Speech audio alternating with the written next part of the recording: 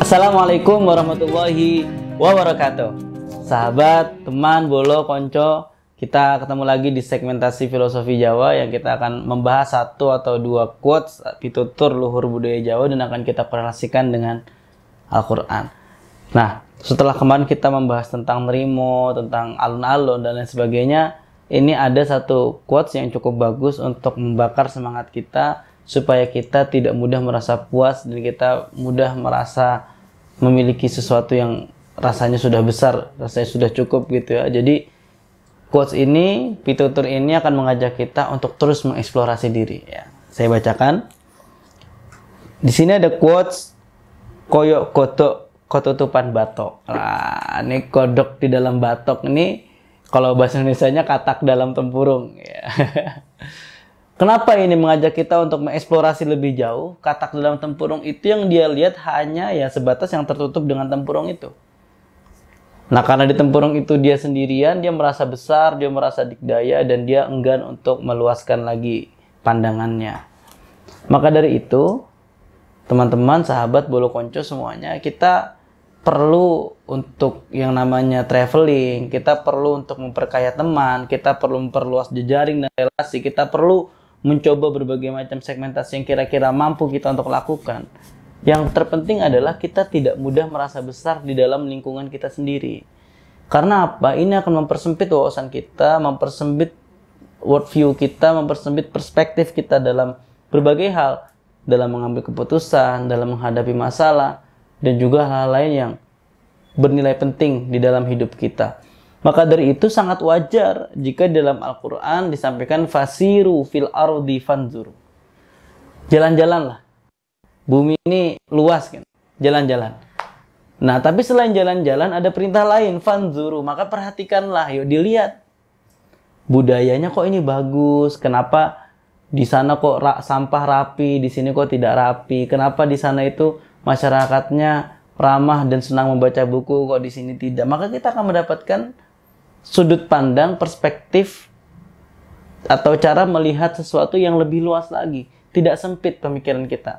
Kalau seperti katak dalam tempurung atau kodok ketutupan batok tadi itu, ya kita akan di situ-situ saja dan kita akan sulit sekali berkembang. Dan Al-Quran juga menyampaikan wa may yuhajir fi sabilillah yajid fil ardi muragaman katsira wasa'. Kalau orang mau jalan-jalan, mesti dia bakal menemukan banyak hal-hal menarik di bumi ini.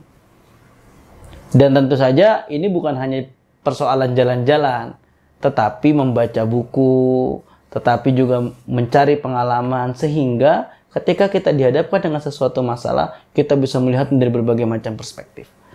Ini tercermin dari pribadi seorang Nabi Muhammad SAW. Meskipun beliau lahir di suku yang terhormat, suku Quraisy, tidak menyurutkan semangat beliau untuk terus berdagang, ya, mandiri secara ekonomi. Lalu beliau juga tidak segan untuk berinteraksi dengan orang-orang, sehingga Nabi Muhammad tidak besar di dalam tempurung, tetapi kehadirannya diharapkan oleh orang banyak, dan dampaknya dari kehadirannya dapat dirasakan oleh orang banyak.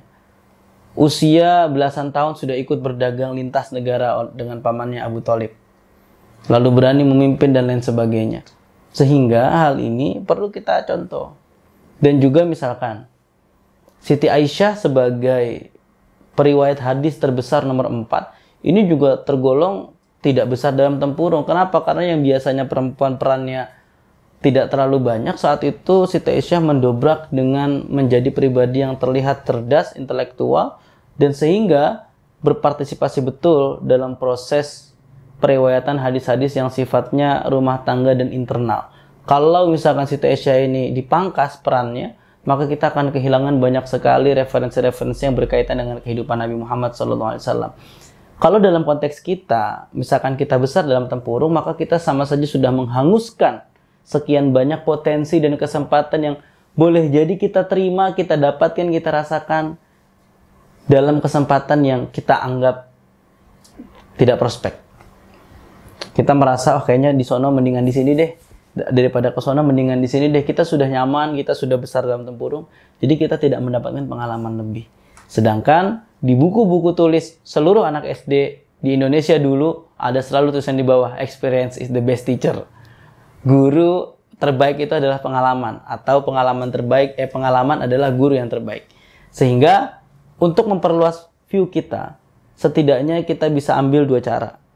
Membaca, karena dengan membaca ini kita menyelami pemikiran orang lain yang sudah membaca lebih banyak dan sudah memiliki banyak pengalaman dengan karya yang ia tulis. Yang kedua adalah jalan-jalan. Dengan jalan-jalan kita bisa melewati banyak momen, kita banyak ketemu orang, banyak berinteraksi, sehingga kita bisa lebih mengerti cara mendengarkan, cara menyikapi perbedaan, dan lain sebagainya. Wallahul muwaffiq ila aqwamit thoriq. Wassalamualaikum warahmatullahi wabarakatuh.